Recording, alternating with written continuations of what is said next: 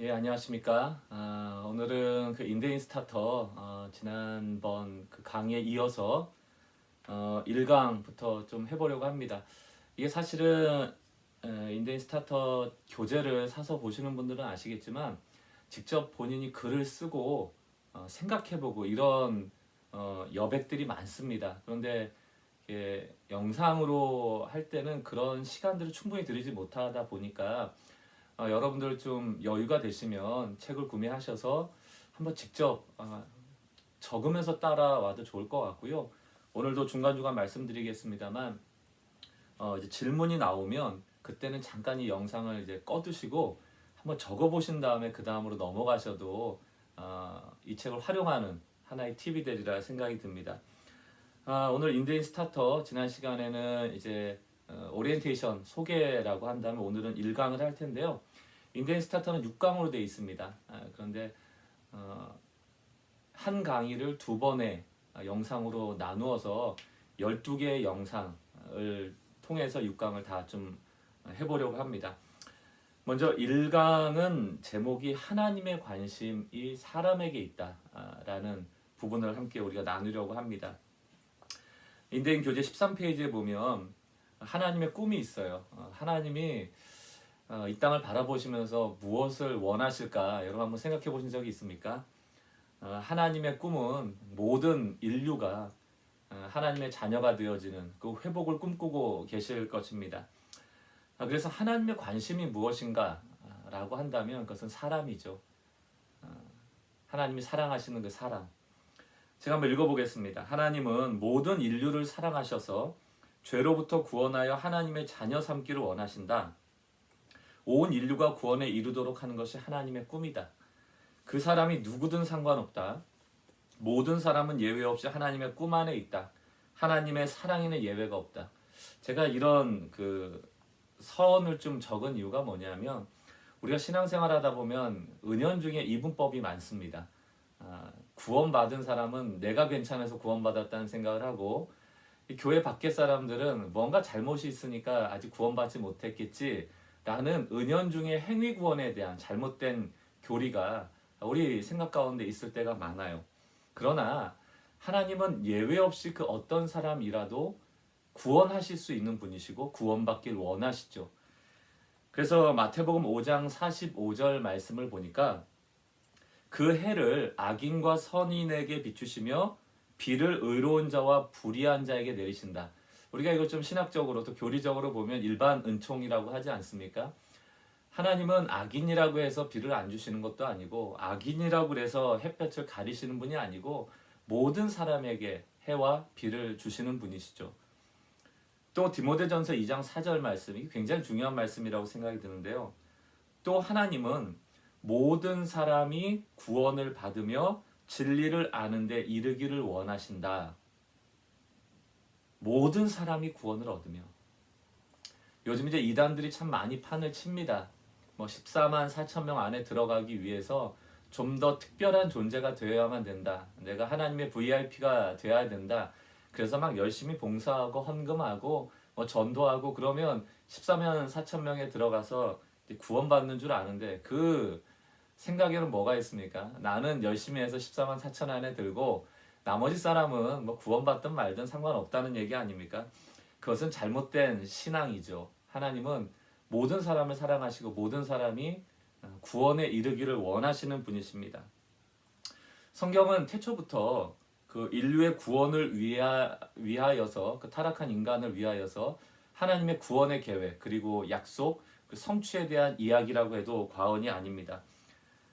모든 사람은 하나님께 사랑받고 있다. 모든 사람은 구원의 대상이다. 그런 측면에서 우리가 나의 신앙을 조금 살펴볼 필요가 있습니다. 그 14페이지에 보시면 질문이 하나 나오는데요. 신앙생활을 하면서 나는 도대체 뭐에 그렇게 관심이 있는가? 그거 한번 여러분 적어보시면 좋을 것 같아요. 여러분 신앙생활 하면서 나 말고 내 은혜, 내 가정, 내 축복, 내 성공, 내 기도 제목 응답, 나에게 대한 관심 말고 과연 다른 사람에 대해서 얼마나 관심을 갖고 계십니까? 이게 첫 번째 질문입니다. 여러분 그 빈칸을 한번 채워보세요. 잠깐 지금 영상을 스탑하시고 멈추시고 한 1, 2분이라도 여러분 한번 적어보시면 좋겠습니다.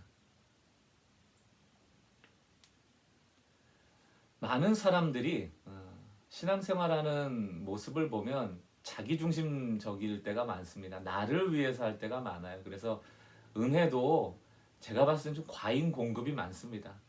뭐 너무 많은 설교를 듣고 너무 많은 지식을 얻고 있지만 과연 우리가 하나님의 꿈을 이루기 위하여 살아가고 있는가? 하나님의 꿈이 뭐라고 그랬습니까? 모든 사람이 구원받는 것이거든요. 모든 사람이 하나님의 사랑 안에 있는 것이거든요. 거기에 우리의 마음이 가 있는가? 나는 다른 사람을 위하는 마음이 있는가? 한번 점검할 필요가 있죠. 신앙생활은 나 혼자 할 수 있는 게 아닙니다. 우리가 삼위일체 교리에서도 나오지만 삼위일체 성부, 성자, 성령 하나님은 관계를 맺고 계시죠. 사랑하는 주체로서의 성부, 사랑받는 객체로서의 예수, 성자, 그리고 사랑이신 성령. 이 세 분이 사랑의 관계로서 묶여져 있거든요. 성부는 성자를 바라보고 계시고, 성자는 성령을 바라보고 계시고, 성령은 성부를 바라보고 계시면서 자기를 향하여 있지 않고 서로를 향하여 있는 것. 이것이 삼위일체의 사랑의 그 핵심적 교리 내용 아니겠습니까? 우리가 신앙생활을 한다는 것은 나와 너 그리고 주 안에서 우리를 만들어가는 과정이지, 나만 잘 되면 된다, 온통 나에게만 집중되어져서 내 문제 해결하고 내 좀 힘든 환경 극복하고 내 삶이 좀 풍성해지고 거기에만 관심이 있다면 이제는 조금 다른 사람도 하나님의 사랑을 받을 대상이라는 것을 염두에 두면서 신앙생활 하시면 좋겠습니다. 제가 그 질문 밑에 맥스 루케이도의 곤고한 날의 은혜라는 책 한 부분을 인용했습니다. 한번 읽어보겠습니다. 하나님께 냉장고가 있다면 거기에 당신의 사진을 붙여 놓으실 것입니다.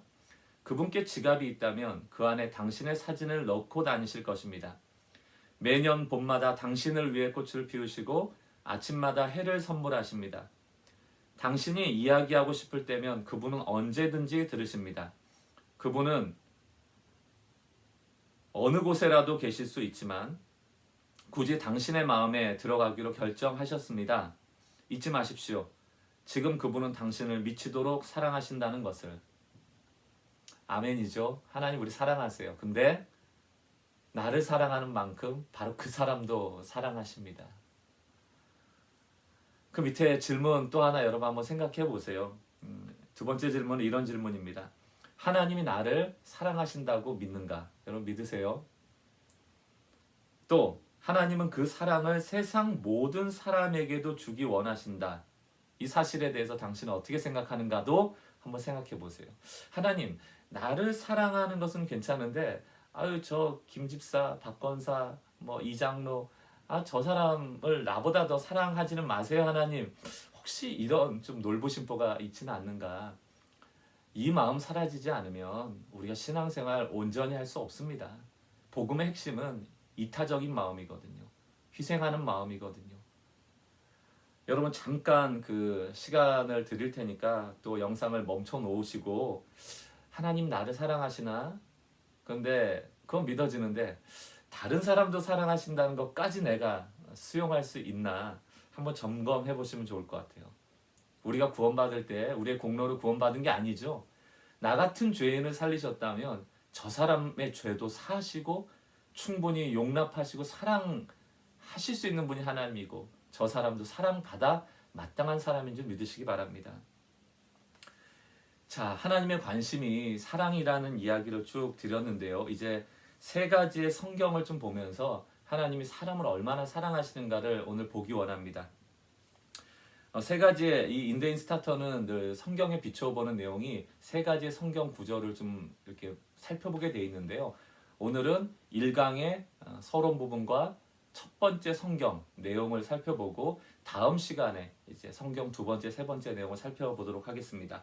15페이지 성경에 비추어 보기 첫 번째, 하나님의 모습을 주신 사랑. 하나님의 모습을 주신 사랑. 우리가 잘 아는 창세기 1장 27절 말씀 이렇게 되어 있죠. 하나님이 자기 형상 곧 하나님의 형상대로 사람을 창조하시되 남자와 여자를 창조하셨다.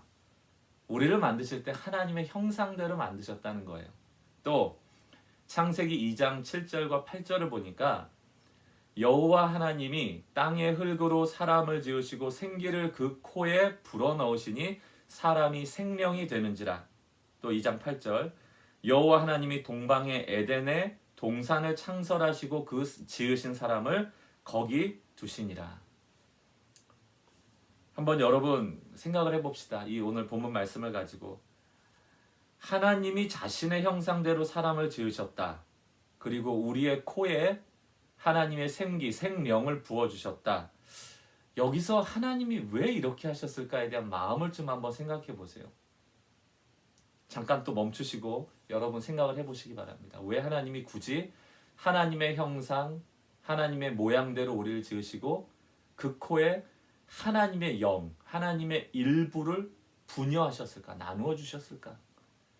그 창조의 사역을 하시면서 이렇게 영을 나눠주시면서 그 형상대로 만드시면서 하나님의 마음을 한번 여러분 묵상해 보세요. 저도 자녀가 둘 있습니다. 가끔 정말 눈에 넣어도 안 아프겠다 이런 생각을 할 때가 있어요. 그냥 나의 분신이라는 생각이 들 때가 많고요. 막 허그를 할 때도 안아줄 때도 막 꼭 껴안아서 막 내 안에 넣고 싶은 마음이 들 때가 있습니다.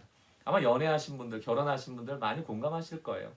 연합된다는 게 무엇입니까? 사랑한다는 게 무엇입니까? 그것은 하나 된다는 것이고 그것은 너가 내가 되고 내가 너가 되어지는 그 뭐랄까요? 밀착? 그런 것이거든요. 하나님의 일부를 주셨다. 하나님과 같은 존재를 만드셨다. 그것은 바로 그 존재를 하나님처럼 사랑하셨기 때문에 하신 일이라는 것입니다. 또한 창세기 2장 그 8절을 보니까 에덴을 만드신 다음에 사람을 창조하셨다. 이것도 의미가 있지 않습니까? 인데이스타터 16페이지에 보면 맨 위에 이런 문제를 좀 드렸어요. 하나님은 사람을 먼저 창조하신 후 에덴 동산을 만들지 않으시고 에덴 동산이라는 완벽한 환경을 준비하신 후 사람을 창조하셨다. 왜 그러셨을까? 한번 여러분 생각해 보세요. 또 잠시 멈춰놓고 왜 사람을 만들고 에덴을 만들지 않고 에덴을 만들고 사람을 만들었을까? 이 순서에 무슨 의미가 있을까? 한번 생각해 보십시오.